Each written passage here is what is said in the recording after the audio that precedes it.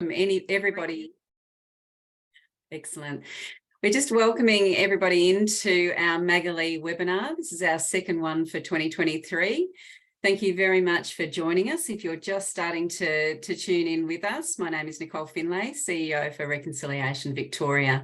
I'm going to take us through our presentation today, our webinar, but I'd like to respectfully begin by acknowledging the traditional owners. So we'll just take a few moments just for people as they join us. We can see that we have a number of participants coming in, and I know you might be joining us from lots of different parts of Victoria today or various parts of the country. Please feel free to share where you're from today and to let us know via the chat any questions. So very welcome to participate. So I'd like to begin. Reconciliation Victoria acknowledges the traditional custodians of the lands that we're meeting on, and I'm meeting with you today on the mighty lands of the Wurundjeri Woiwurrung peoples. And I'd like to just acknowledge First Peoples' continuing connection to lands, waters and community. And I'd like to pay my respects to elders, past, present and emerging leaders. I'd also like to acknowledge all First Peoples who are joining with us today and the strong reconciliation champions amongst us. So thank you very much for your time. And we're at a pivotal time in our history. And I guess this is when we know that for those who work in the reconciliation space, we are really moving towards a very exciting time in Australia's history. And today we'll be talking a little bit about what is happening in our reconciliation landscape, and most importantly, as we move towards the National Reconciliation Week, there's going to be some really amazing conversations happening. And some of our conversations today will be with Peter Morris, who's the General Manager for the Reconciliation Action Plan program at Reconciliation Australia. So we're going to have a nice warm chat with Peter, and we'll just give Peter a wave today, and also to Donna, who's your community, country and council project lead with the Victorian Local Governance Association with VLGA, and very privileged to have both of you joining us in our webinar today. So I can see that we've got a number of people coming in and joining us, and we know it was very short notice for many of you to come in on today's webinar, so we really appreciate your time. If you can hear a noise in the background, it's just a printer, because nothing stops in this office here. We're going to get into today within our webinar. You've heard this term and this word Maggolee, and it's, many of you might be already familiar with the platform Maggolee. So I'd really like us to sort of touch on a little bit more about how long Maggolee's been around, and the purpose that Maggolee serves for, not only for Victorian local governments, but also for the wider community and for First Peoples across the country as well. I also want to talk about the Australian reconciliation landscape, how we fit within that landscape and how you fit within that landscape and your reconciliation journey. We'll talk most importantly about National Reconciliation Week and the importance of this year's theme, and also the launch of Reconciliation Victoria's inaugural Maggolee Awards. So this is the first time we've ever held these awards under the Maggolee banner, and they are essentially about what self-determination in action in local governments looks like. So we'll be talking more about that with you today. And just heading into our next, in terms of talking about Maggolee, if we can just sort of head across to our next slide. It is a platform for change. And why is it a platform for change? So we want to talk more about this. Maggolee really has been around since 2010. And so it came about by Victorian local governments and First Peoples coming into partnership and strong conversation, and really wanting to talk about how they could do strong partnerships and how they could share knowledge and collaborate together. And so it really was, I guess, a small seed back in 2010. And Maggolee itself, the word means in Woiwurrung, here in this place. So we wanted to really have a place where best practice could be shared amongst First Peoples and Victorian local councils about those strong partnerships and all the things that go into your reconciliation action plans, where we could put really valuable resources up in one place. So this beautiful image that you see has been was designed by Mandy Nicholson from Wurundjeri Woiwurrung, and so we're very privileged to have had have Maggolee up for the last 13 years as part of, I guess, under Reconciliation Victoria's guardianship or custodianship. So it's been a real privilege, but the website doesn't function without local Victorian council's input, and also the broader public providing, those case studies that we need to share more broadly, because there's some, amazing work that happens across the 79 local governments across the state, but we don't always hear about what's happening in certain corners if we don't hear from you. So please always share with us. So we'll head into our next slide and talk a little bit about the Victorian Aboriginal local governments and local government strategy. So this is essentially a 5-year self-determination local action plan for the real opportunity for local governments and First Peoples and traditional owners and the state to work together to develop these self-determination local action plans. When we think about treaty advancement and we think about the truth-telling process in Victoria and all these very progressive policies we have, this is also a unique proposition and a unique strategy to Victoria, which isn't in place in any other states around the country as well. So designed by an Aboriginal caucus and committee, and it's a very, very progressive strategy. If you haven't seen it, take the time to look at it. So a big part of our role on Maggolee is to ensure that we are working with local governments across the state to support the implementation of this strategy up to 2026. We do that through the lens of these webinars and also through the workshops and also through our new awards ceremony, which will be taking place. So we've touched on those important parts of Maggolee, and please tune in with us and contact Reconciliation Victoria if you are open to host. If you're from a local council and you'd like to host one of our future Maggolee workshops, please let us know and reach out. We'd love to come to your council. So just heading into just a little bit of our reconciliation landscape across the state and across the country. So you can see we work with all of these sister brother organisations across the country, and then we work very closely with our national body, with Reconciliation Australia. And so all of the respective states, we are working very closely together. All of the CEOs come together and staff, and we have a lot of really great relationships. So this, and then what we also have unique to New South Wales and Victoria is micro level local reconciliation groups as well. So you will have heard of your Rec Stoningtons, you will have heard of your Rec Banyuls, and One Fire and all these great local reconciliation groups in Victoria as well. So that we work very closely with all the small and micro level local rec groups, serving and supporting those local partnerships.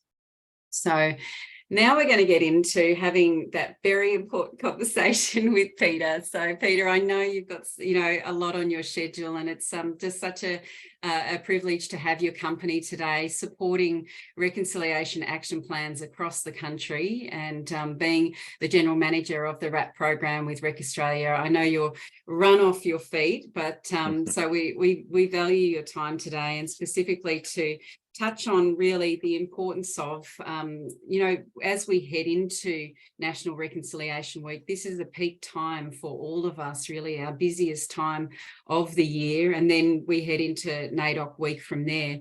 But as we get into just talking a little bit more and touching on this year's Rec Week theme, if we can, Peter, can we sort of, get from Rec Australia's perspective why, this theme this year was so important? Yeah, thanks so much, Nicole. And it really is a privilege to be with you all. I want to acknowledge country. I'm joining you from my home on Darug country in Western Sydney. You might hear a slight, in addition to the mellifluous tones of my accent, you might hear that I'm carrying a little bit of sickness, so I apologize for that. I was expecting to be in Naarm for a couple of different conferences this week, and unfortunately I'm laid up at home, but glad to be with you. And I want to pay my respects to the elders who've taken care of the country I get to call home, and enjoy a little bit of the sunshine here in Sydney today, those who are shepherding it into the future as well. Look, in some respects, the theme for this year's Reconciliation Week speaks for itself, because it speaks to kind of a broad umbrella that encompasses a very specific conversation that we're all very aware of, and I think we're going to talk about in some more detail in a little bit. So be a voice for generations is a theme that's really about encouraging Australians everywhere to think about how in tangible ways in our everyday lives can we make a difference for reconciliation. And a little bit like you kind of alluded to then, Nicole, Reconciliation Week are those dates that you see there on the screen. But increasingly over the last few years, and even since Reconciliation Week first started in the 1990s, there's been this momentum building where we're really Reconciliation Week 365, right? Where we're really having these kind of conversations in our families, in our communities, maybe at your kid's school, every day. And so it's really thinking about how do we have these conversations where we live, where we work, where we socialize, and how do we learn about our shared histories, cultures, and achievements, to explore how each of us can contribute to reconciliation, because we all have a role to play. As we often say at Reconciliation Australia, reconciliation is everyone's business. So it's definitely a felt responsibility for those of us who are non-Indigenous, and it's a generous kind of hand of friendship that our First Nations colleagues extend out to us as well. Reconciliation is all about that work of building a better nation, and the conversations that we're having this year in particular in a very focused way that is the product of literally years and even generations of conversation is about making sure that we build toward a united Australia that respects that 65,000-year history of Aboriginal and Torres Strait Islander cultures, histories, stories, achievements, and a country that believes in the rights of First Nations peoples to make decisions about their lives and their communities, that opposes racism, inequity, injustice. And that's what being a voice for generations really means. It means starting real change today and looking toward tomorrow. And if I can reflect a little bit, I think as an American and in my experience working with tribal nations in the United States, the Iroquois Confederacy, who are actually the inspiration for a number of features within the US Constitution, the Iroquois Confederacy had this principle and continue to have this principle that guides decision-making, where we should think today about the decisions, the impact of those decisions 7 generations from today. So look into the future. And as folks are having just those basic kitchen table kind of conversations this year about reconciliation, I hear stories of grandchildren talking to their grandparents about simple examples like things they're learning at school, or how they're thinking about the referendum coming up this year, a whole range of different questions. But how do we point ourselves and kind of reorient ourselves away from the day-to-day and the things that can kind of distract us in the daily grind, and look over the horizon and say, I want to be a voice as an individual, as a family, as a community, as an organization. So that's what the theme means to us, and that's why we're so excited to be working with great partners like Reconciliation Victoria to have a wonderful, it feels like the first real post-pandemic National Reconciliation Week, where we're getting all the events out. And I know many folks on the webinar are probably already excited about the things to come as we get ready for Rec Week in just a few weeks. Yeah, and you really, I mean, Reconciliation Australia seems to get its themes right every year and really be on point. And last year we were about being brave and making change. And yeah, I think, you know, that theme really held up, and especially as we did come out of COVID, and it really made us feel like, yes, we were ready to come out and be very strong and brave. And it stood and it will stand the test of time. And I think many of the themes do. But I really like that you touched on the kind of global landscape that we're existing in, and I guess all of that progress and the changes that we see with other First Nations globally. And, you know, I've had that, you know, fortune to be able to look at, you know, the way that local governments, particularly, I guess, with First Nations in Canada, have kind of really worked with their local councils to, you know, make such progress and really support the voices of First Peoples within the full identity of local government landscapes and the MOUs that have been, you know, formed. And it's really, I think, if we look at progress, and we were talking about the Victorian and Aboriginal and local government strategy being a very progressive strategy, but we're still so mindful that if we look outwards and look globally, we've got so much work still to do. So Peter, thank you for touching on that. Coming into some of those conversations around where local governments are, are developing reconciliation action plans, and also alongside and embedding this VELG strategy pillars into their RAPs, you would be seeing that in Victoria and some of those Victorian local government RAPs. So we know that there's been 15 local governments out of the 79 in Victoria who've really taken up, and probably more have got into draft forms over the years of developing the RAPs. But when you think about that number and the whole 79, that puts a spotlight on how much work really is needing to be done. Local councils have such a wide sphere of influence, from, you know, birth all the way to death. They're delivering services that talk to us at every part of our lives. But I guess I'm interested to know really what types of activities, just getting into some of the real practicals around Rec Week, what type of activities are you encouraging councils and RAP organisations to run this year that you believe are going to have a really, really strong impact around promoting reconciliation, and also the theme for this year with the obvious links to the referendum? Yeah, look, it is interesting, and I think there is a promising trend in general terms. So the RAP network and those organizations, those councils in the RAP network are a part of this diverse array of over 2,400 now organizations with reconciliation action plans that directly impact over 4 million people every day. So that's 1 in 4 people showing up to a job in the working age population who are directly impacted by a reconciliation action plan. And that's not so much about, and I'm really thankful about this in terms of my job, it's not so much about a brand or about people kind of wearing a particular jersey in terms of RAP or some other kind of strategy. It's really about that network of learning, and it's about that network of accountability as well, that says community has certain expectations of organizations, and there's a proven theory of change that sits there in terms of the RAP framework that's been around now for coming up on 17 years. And so when we think about local governments and the RAP space, one of the really interesting things is we did some evaluation work about 3-4 years ago, and it said not just that councils have a wide sphere of influence, but actually that councils have the widest sphere of influence. So of any of the different kind of organizations, illustrating the point that you just made, Nicole, of any of the different organizations that are a part of the RAP network, councils are the ones that are connected most to an array of other organizations. So, and that would, for me, be one of the pieces that I think is the secret sauce that a lot of local governments actually have to offer, which is the ability to bring people together. Obviously, we know that reconciliation is a national conversation, but even in that previous question you asked, Nicole, it happens at the grassroots level. It happens across kitchen tables. It happens, alongside kind of parents or family members watching the soccer game or the footy or what have you. That's how we have these conversations, and councils being in the heart of community, there's a real opportunity to bring people together, and particularly in light of the fact that we are coming to a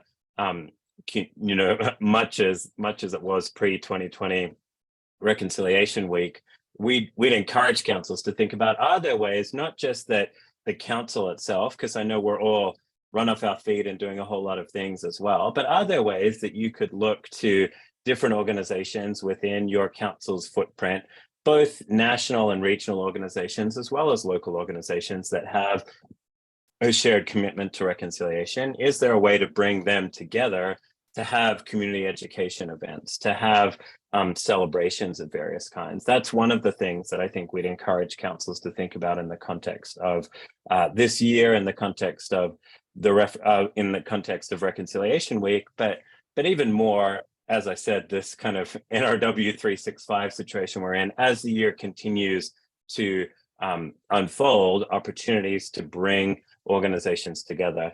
Another example that a council here in New South Wales, the Inner West Council, and I know, and excuse my American tone deafness to use the New South Wales example with the Victorian audience, but the Inner West Council has done some really interesting work to equip citizens to educate in a civic education program about the referendum on the Aboriginal and Torres Strait Islander voice to Parliament.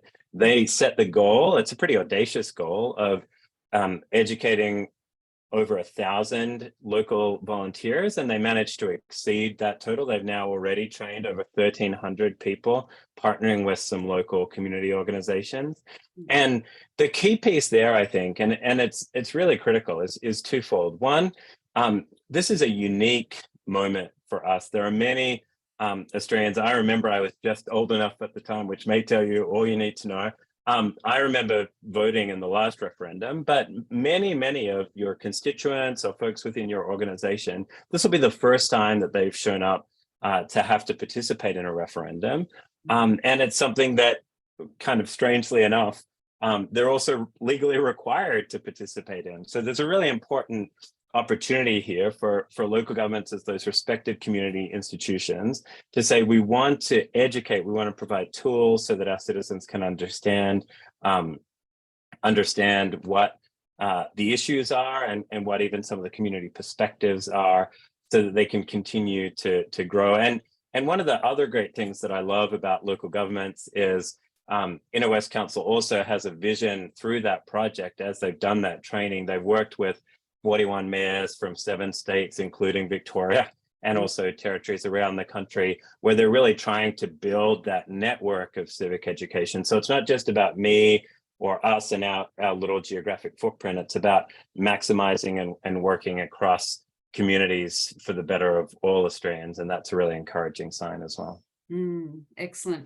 Oh, you've touched on so much information in there for us, Peter, and you're giving us a really well-rounded perspective, especially on, I guess, the RAP program, and how it is that continues to be a vehicle for change. But we also understand that in its 17 years, it has RA's worked with those councils to kind of diversify the way that the RAP deliverables work and the RAP program actually works, and has that ability to kind of be shaped and molded around such statewide strategies. But I want to come into some questions which may come up, and they may be coming up, and I would just like to really welcome our audience to ask any questions here as well, just to open up the floor a bit, because there's going to be some obvious conversations that might be likely to come out from, as you say, the councils work very closely with schools. So there will be,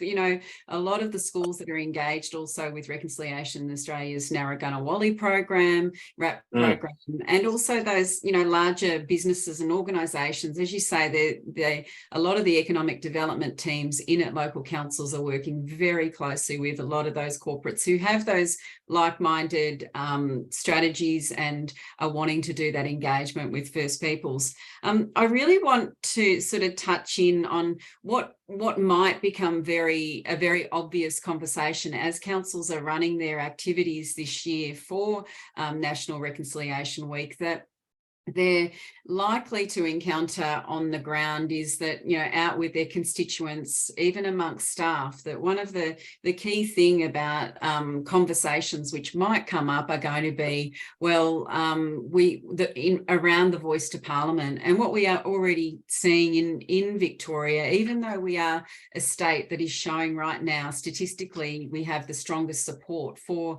a voice to Parliament at the end of this year, we are seeing that that there is the potential that these conversations are going to come up, and it's going to be a platform for some of those very open, hard and honest conversations that will come out over Rec Week. I guess I'm kind of interested in knowing, I think what we always hear from Victorians is that, well, you know, let's think about those reconciliation champions and also those voices that have fought from settlement, the First Peoples voices that have fought for this very thing, to have a voice, And I want to know, I guess from Reconciliation Australia's perspective, you know, what advice would you give to councils who are going to be navigating those conversations during Rec Week? I think it's going to be the elephant in the room. It's going to be the obvious thing. So I'm interested on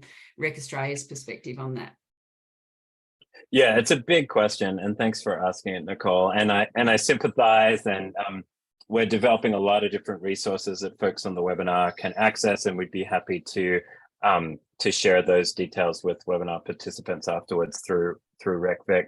We launched back in February the Voice Education Network with the very specific emphasis that we wanted to create an online learning community that would enable key contacts at organizations with RAPs or those interested in developing a RAP to think about these kinds of questions, because they're complicated questions, right? There's not a uniform view among First Nations people, and it's not reasonable to expect a uniform view any more than it is to expect a uniform view on almost anything from non-Indigenous people either. So it's a complex issue and a complex question. And the themes that we've really emphasized that organizations and individuals think about is, first of all, education. So like I said, this is something that many of us have fairly limited experience with in terms of the kind of mechanics of a referendum. It's also something that, candidly, we have very limited experience with in terms of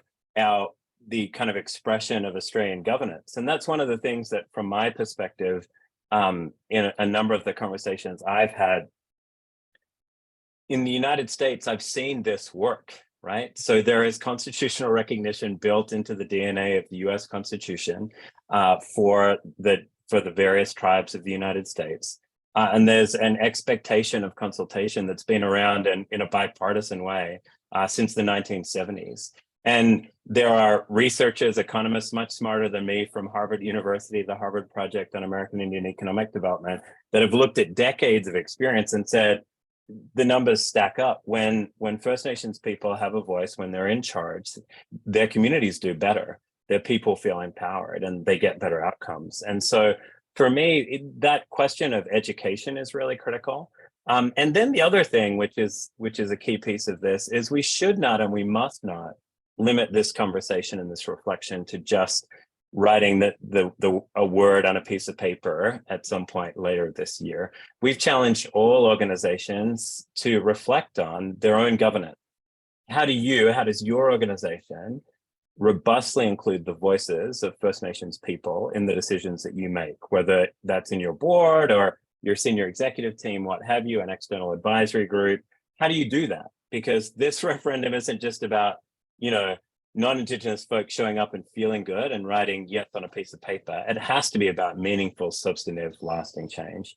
And the final thing, which you alluded to a little bit in the question, Nicole, which is so critical, is thinking about First Nations stakeholders.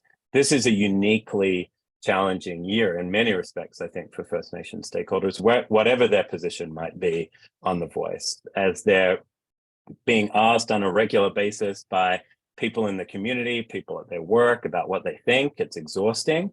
We all know we may not have a memory of the 1990s referendum, but many of us have memories of the marriage plebiscite just 6 years ago.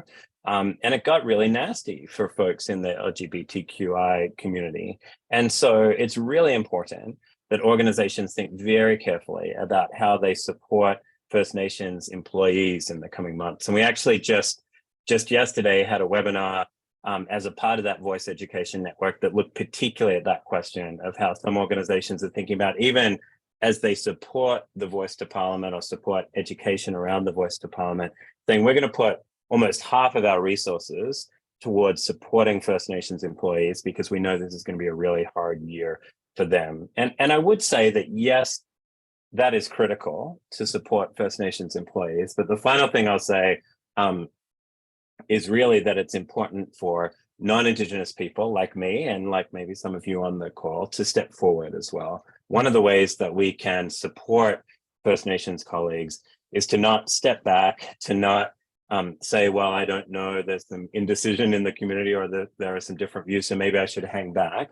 Our First Nations colleagues don't have that option, and we need to be a part of this conversation. It's a natural outworking of really decades of conversation in the reconciliation movement around constitutional recognition, around voice and influence over issues that matter to First Nations people. So we need to be part of that conversation. Yeah, very, very well said. Thank you, Peter. And I really think when we draw it back into, again, as I've talked about and touched on, the Victorian Aboriginal and local government strategy designed by First Peoples voices and with First Peoples self-determination principles written into that strategy. Again, it is absolutely about the same thing that we are seeking at the national level, and having that in writing, and that process in Victoria already underway. We feel like we've got living examples, breathing examples of what that can look like on a national scale already, Peter. But I know with Donna in her role with Victorian Local Governance Association, we'll get into this conversation a little bit more deeply just in a moment. But I want to thank you for that response, and again just invite people who are joining us today to please add any further questions you might have of Peter. He does have to slip away shortly. So, but before we do go, Peter, I really want to touch on, in your role and coming back to the theme of voices over the years, you've given us, that time, your time sort of, globally and internationally looking. But I guess if you were to reflect on your time working with Reconciliation Australia and coming back to those voices over the years that have left a lasting impact with you, we are talking about those past, present, future voices. And I'd really like, I know this must be the hardest question ever to ask somebody like yourself, but could we perhaps leave on that note with you and just talk about, Sure. Someone that had that lasting impact on you and your journey, reconciliation journey? In some ways, Nicole, thanks for this question too. In some ways, Nicole, it's not the hardest question. It's the hardest question for me to answer briefly, I think. Yeah. There are so many people who have just demonstrated. I come back to touchstone words as I think about the great privilege of being a non-Indigenous person who's worked alongside and on behalf of First Nations peoples around the globe for more than 20 years. And I come back to the words of resilience and ingenuity, and I see it every single day. And an example, the two people that stood out to me when you asked this question were Uncle Tom Calma, who's the Senior Australian of the Year and our co-chair at Reconciliation Australia, and Auntie Jackie Huggins. And there was this moment in 2010 when the National Congress of Australia's First Peoples was having their inaugural meeting in Homebush. And my boss at the time, the CEO of the National Congress of American Indians, came to talk. Jackie Peter came to give a keynote address, and she sat on a panel after that with Uncle Tom and Auntie Jackie. And I've had the great privilege in my role at Reconciliation Australia to work with them. And I think Tom Calma probably should have negotiated for rights over his name for the amount of times we've all heard in conversations about the voice, the Calma Langton report, right? I think he kind of gets tired of the press hits on his own name. But those folks have been at this conversation, at this work for so long, and they are quintessential kind of happy warriors. They're just about the work, and they're very they've been intimately involved in the work, the referendum working group that the government's kind of drawn on to guide the process to get us to where we are today. And I think they've just shown an immense amount of grace and generosity and persistence and patience. And it's just humbling in many ways, right? To be able to work alongside people like that. And there are countless others that I could name, but those two are the ones that stood out to me when you asked the question, because they've been around this work for so long. They've got the kind of battle scars to prove it. And yet they're hopeful, and yet they're continuing to work, and they know it's not perfect. And more than anyone, I think they probably know that you can't trust everything the government tells you that they're going to do, but they see this as a really viable and important way forward, and an opportunity for us as a nation to take a step forward. And in the words of the Uluru Statement, it speaks about the recognition as being a fuller expression of our nationhood.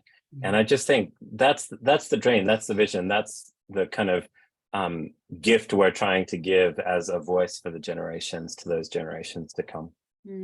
Thank you, Peter. Beautifully said. And you couldn't agree with you more. The generosity of those leaders and that resilience you've talked about is so important for us to remember and to also advocate for and on behalf. So thank you so much, Peter. Peter Morris, who's joined us from Reconciliation Australia, General Manager for Reconciliation's RAP program. I know you have to slip away now, Peter, but thank you for your time today, and we hope you'll join us in future webinars and catch up with you for Rec Week. Have a great one. It's been fun. Thanks so much, Nicole. Thanks, everybody. See you. Bye now. I'm just going to catch up with a couple of the chat questions that have come through. Thank you, Josie, for the civic education programs that you're looking for.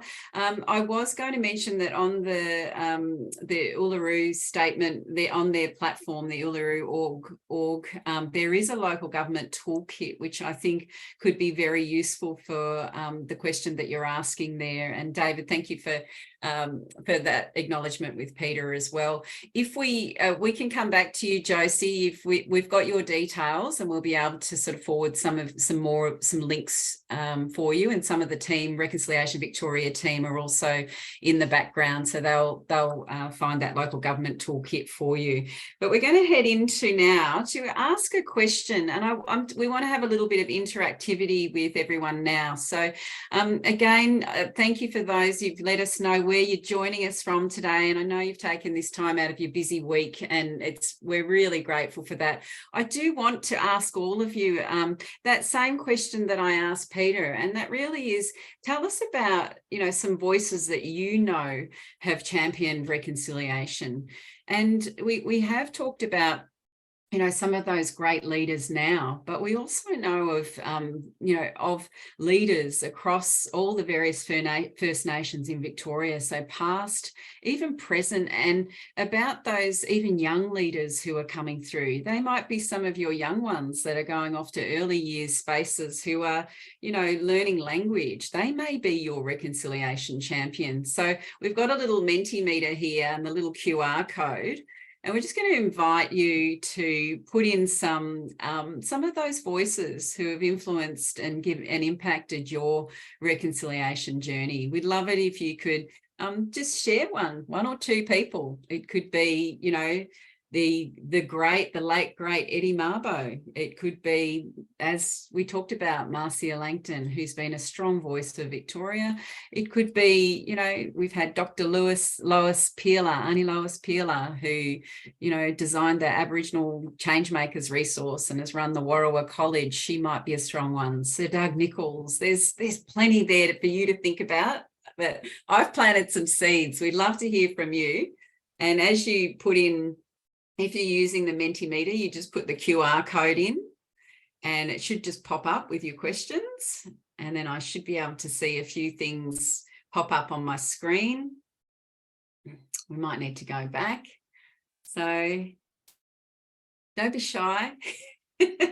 And there's also a little code there. If it's not working, just put in the chat. If it's not working for you, then we know if there's a technical issue. But we'll just take a few minutes. And I know, Donna, you're with us. You can answer this question. Thank you, Sir Doug. Yep. Who's been for you? Oh, Auntie Faye. Yes, she's a great leader.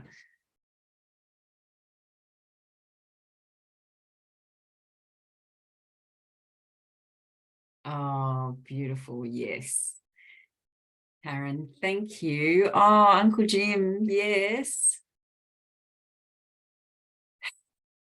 And we'll be talking about Auntie Jill shortly as well in regards to ours. Okay, well, that's lovely. And feel free to keep typing away. We'll collect those voices from you as they come in further.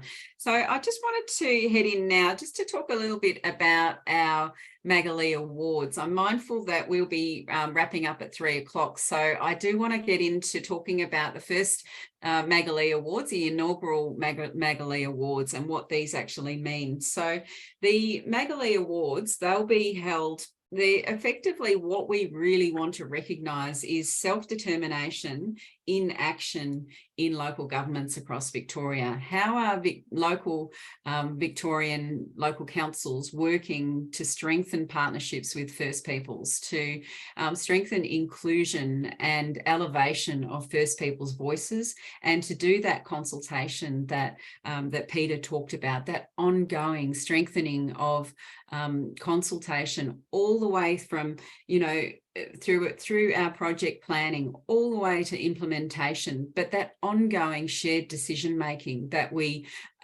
do with First Peoples in recognition of the First Peoples projects that we work on in council. So the awards will focus on that this year. We'll be presenting 5 awards to Victorian local councils out of the 79 at our National Reconciliation Week breakfast, which will be held at the Centre Ivanhoe on Tuesday, 30th of May. If you haven't registered for the breakfast and you'd like to come along, we'll provide a registration code at the end of today's breakfast, so stay with us.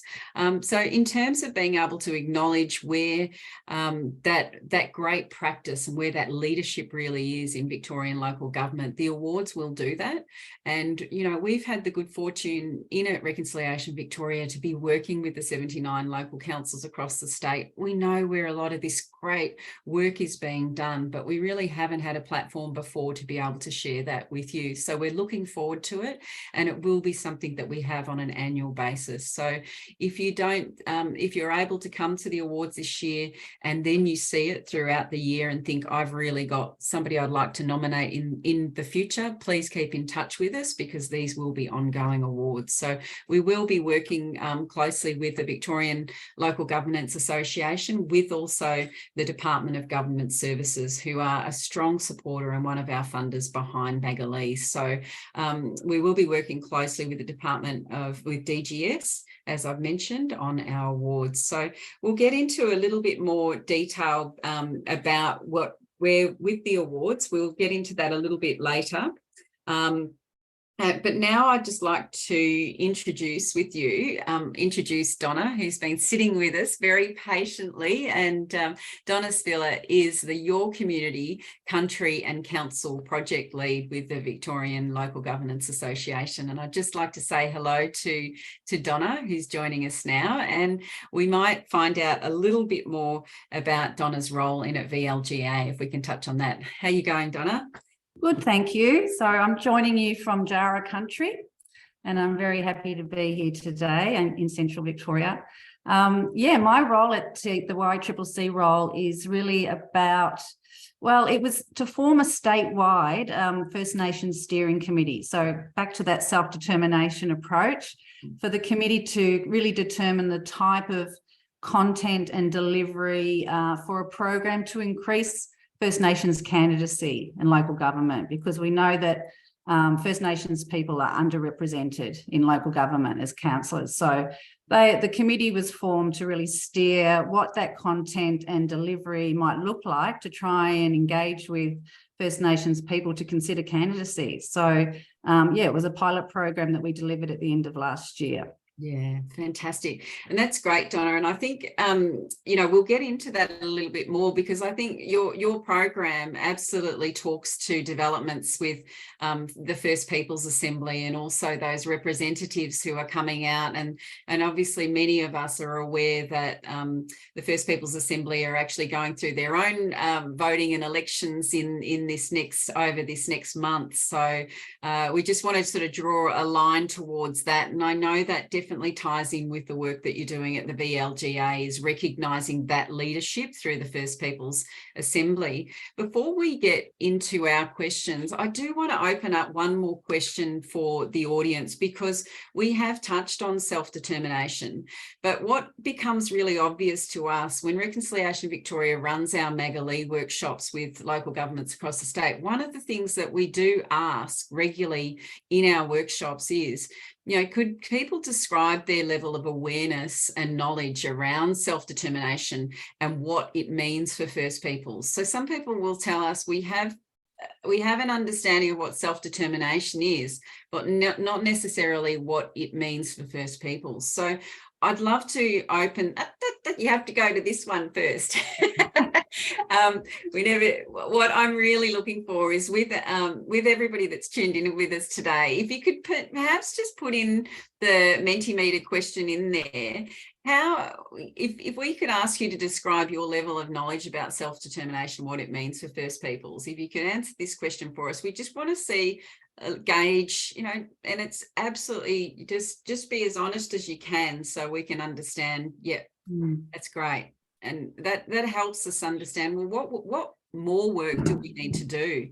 Because, the late, great David Gulpilil's got, done a beautiful documentary up in running, getting around another country, I think the documentary is called. And he's talked about, will we ever truly understand and have a way of being able to connect in our understanding of what First Peoples self-determination looks like, and understanding that truly?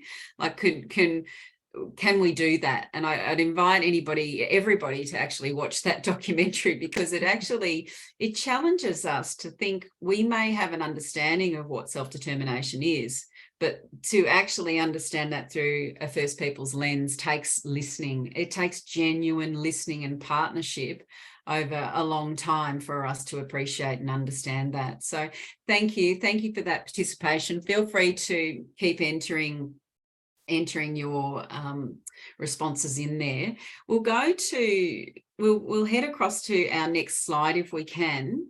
And I guess we were very privileged to be able to receive this slide from Zach Martin-Dennis, who's the Senior Aboriginal Program Manager at the Department of Government Services, and really talking about First Peoples self-determination, the guiding principles. And so I really wanted to share this slide in our conversation, Donna, as we go forward, because I think it's great for us all to really eyeball those and really get familiar with them.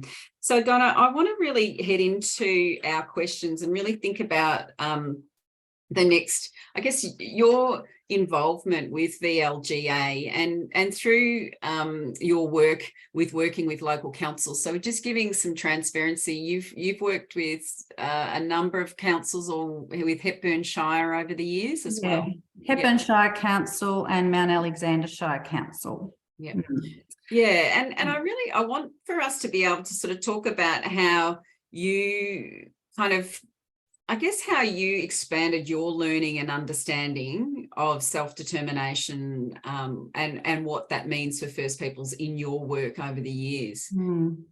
I think it's really important to for local government to understand what self-determination looks like for the traditional owners and the First Nations people within their local government area, because I know we're talking about the overarching guiding principles, which are, set out in various frameworks and, the Charter for Human Rights and Responsibilities, etc. But I think the aspirations and ways of building partnerships that enable self-determination will vary, with different traditional owner groups as well. So what we come back to, I guess, what I've learned is respectfully kind of seeking that knowledge on what is the process for hearing and implementing self-determined aspirations. So I think it's a little bit for local government and officers to think about, how do I build relationships to understand what self-determination is for my, local government area on the traditional country that I'm on and with the community that I work with. So I think their strategies, such as country plans and documents like the VALBs, are excellent, guiding documents for learning what self-determination looks like locally as well. Ultimately, of course, it's about First Nations people and traditional owners being empowered, with an established place in community and having a voice in how local government meets those communities' aspirations. But I think whether I'm in local government or a peak body or in a community group, whatever strategy or project I'm working on, I need an understanding of the First Nations perspectives, their aspirations, and working together on mutual priorities. And, you know, it's about those conversations. It's about building the partnerships that both parties come to agreement on. So in how to understand it. Yeah. It's all in that relationship building, because you can't implement self-determination without understanding what that means. Like you said, what does it mean for people? Yeah. What does it mean for our traditional owners and for our community? Yeah. And I guess getting into some of the practicalities as well, like I want to get deeply into that, because you started to touch on that about, you know, building those relationships and getting into the consultations.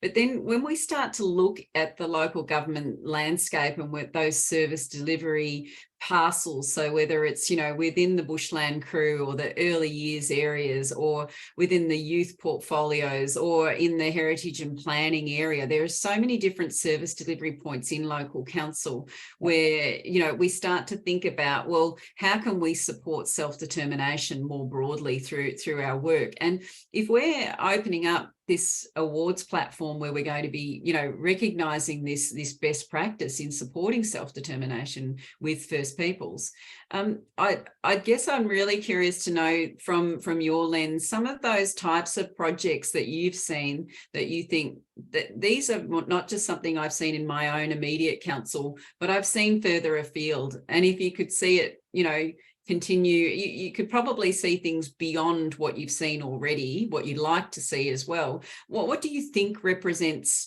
some of the best practice examples in projects, in those real life projects? Yeah. If I just take a step back, I think it's important for councils to create that culturally safe and aware organisation for self-determination to flourish. So I think, you know, those councils that are really delivering on that training is significant, because it has, like you said, it's broad across council. All officers, councillors, they're all involved in projects that should have that self-determined lens in it. So if you haven't had that cultural safety training or that cultural awareness training, how can you really have those conversations about self-determination if you're not culturally aware, if you don't understand the historical impacts that are why First Nations people are wanting a certain outcome? So I don't know if I'm making sense there, but I think really cultural competency is a significant part of us being able to achieve that. And that in itself is a way that councils can then partner to develop their cultural learning strategies in partnership with First Peoples, and then make that joint decision making about how that cultural learning journey can look for the council. So I think that in itself is an example of strengthening that partnership with First Nations in a municipality, and then more broadly with the traditional owners around that, what that cultural learning journey can look like for long term for the council. And that's the type of things that we do see. We are able to see through RecVic, those councils that are doing that quite well. Can you touch on some of the examples of within the work that you've done? I would like to mention, you know, the work at Mount Alexander Shire Council does through their roundtable meetings, because, you know, it's a very meaningful and effective way of ensuring a self-determined approach in their community. You know, they've got a roundtable model that's been in place for over a decade, and it was established, you know, through a collaboration with council, the First Nations community, and their local reconciliation advocates. They really drove it. So this is a real insight too, what local reconciliation groups can do and the impact they can have, because I think they started that journey about 20 years ago, pushing for the roundtable method. And that roundtable is a co-chair scenario between the local Aboriginal elder, local Jarrah elder, and the mayor. And they meet quarterly, so it's co-chaired, and it includes heads of agencies from throughout the community. So principals from the schools, health organisations, the police department, they're all at that round table. And I think it's an effective model for hearing aspirations and needs of the Aboriginal community, and provides opportunity to consult with elders and it ensures the agencies are accountable for delivering on the actions that are brought out of those meetings. So, you know, I think that's an incredible, well, you know, I'm not talking about, I guess it's a project in a sense, but it's a really powerful and impactful way to ensure that self-determined voice is heard. And I think I'm just going to keep coming back to that relationship and that consultation and how it works, because we can all do these, you know, really important projects, but if it doesn't start at the right place and having those conversations, then, you know, it doesn't have the impact that it should have. Yeah. And I think that really, in terms of having that ongoing consultation that you're talking about, having those advisory committees, those round tables, I think there's those flow-on benefits about, you know, governments, local governments really starting to learn about, you know, Aboriginal leadership and Aboriginal governance in the way that it functions, and functions quite kind of differently to what local governments would normally, you know, how they would like to run meetings and committees, and they start to sort of feel, you know, and see that very importance of that consultation going forward. And I think so that's a great example there, Donna, but I guess I'm sort of curious also, practical examples. If you were to us today to say, you know, put a nomination forward, what could be some other examples that they might, you know, okay, that's something I think perhaps I'll just speak to a project that I've worked on. It's probably easiest. You know, one of the significant projects at Hepburn Shire Council was the establishment of the Frontier Wars Memorial Avenue. So that project, you know, it was close to Jara's heart, you know, to be able to acknowledge the massacres of their ancestors and that grieving and that loss, and for council to work alongside them in, you know, creating an avenue of honour to those people, and working with Jara on, you know, all elements of that. So with signage, the language used, the opening ceremony, it wasn't just like, oh, this is how we do opening ceremonies at events. It was like, how would you, you know, see this ceremony happening? What would you like to bring to that? What will council bring to that as a partnership? And it's a beautiful project. It's one I'm very proud of. But, you know, I'm really happy that Jara finally have recognition of the loss that they incurred at the Frontier Wars. And I believe it's the only actual avenue of honour as such in Australia that acknowledges the Frontier Wars. And Victoria has the most avenue of honours, you know, anywhere in Australia.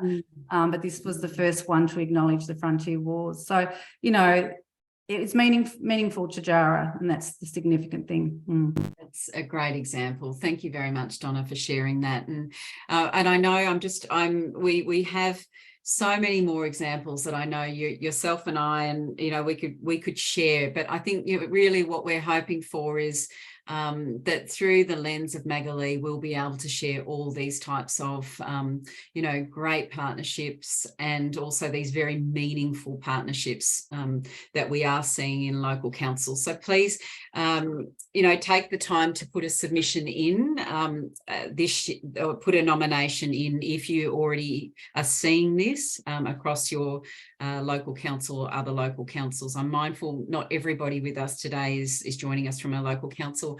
Just to go to our final question today, Donna, looking at that bigger picture that we talked about in relation to a national voice to Parliament coming into place, we did talk on this to some detail with Peter.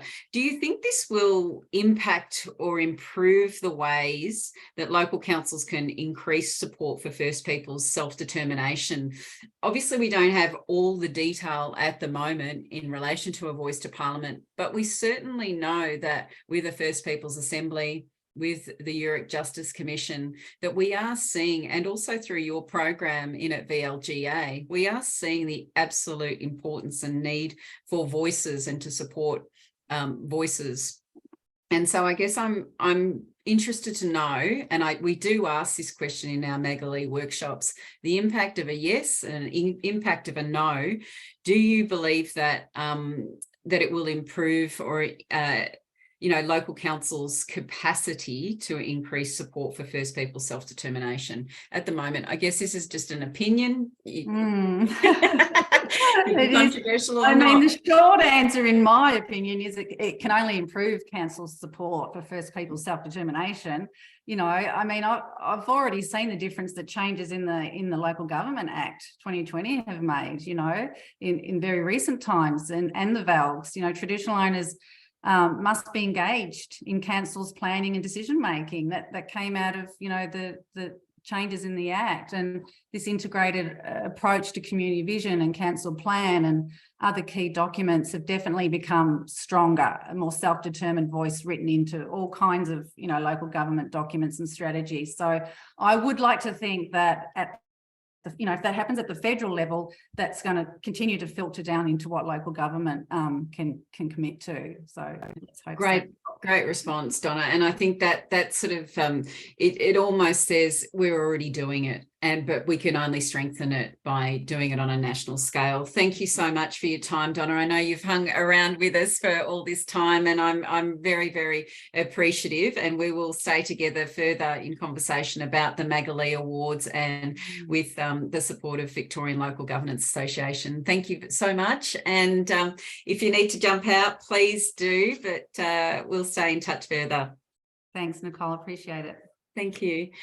All right, so as we head towards 3 o'clock swiftly, I just did want to share where you can submit any nominations for the Maggolee Awards. So if you wanted to just click onto that QR code. We will also have it on the Maggolee website. So at any point in time, if you want to put a nomination through, please do. Nominations will be closing in the next week or so. We've got another 2 weeks, I think, or another week and a half. So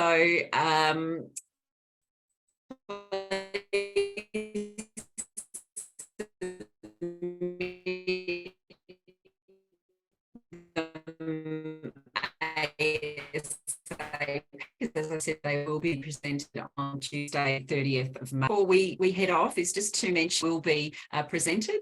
And as you can see here, we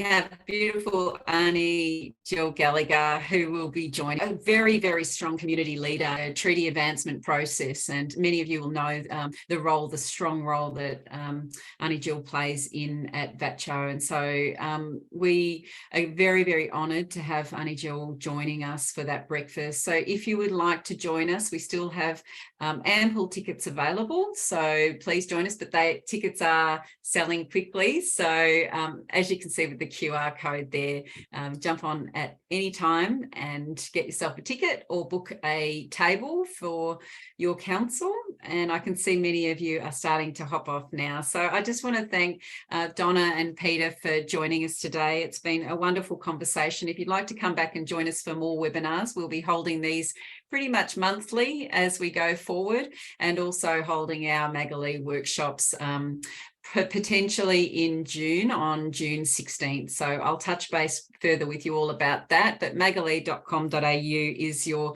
place to go. And again, I just want to thank my team, Reconciliation Victoria team in the background. Thanks, David. Thanks to everyone for joining us today. Have a lovely afternoon, and we hope to see you out and about for Rec Week. Thank you. Thanks, Donna.